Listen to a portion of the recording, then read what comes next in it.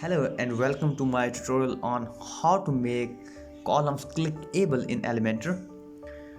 Making columns clickable allows us to link our columns to something.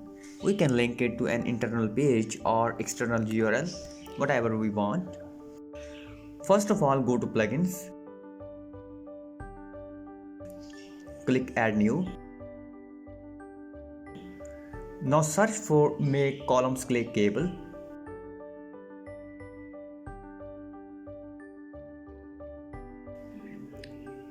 You should see this plugin, install and activate it.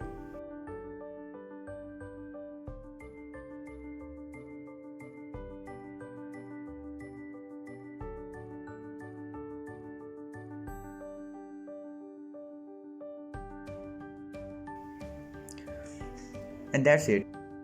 Now when we go to Elementor and refresh our page,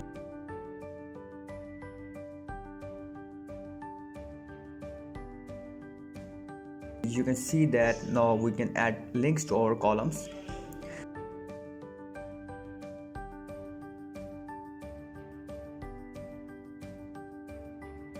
Thank you very much for watching this tutorial, and don't forget to subscribe to this channel to watch more WordPress tips and tutorials.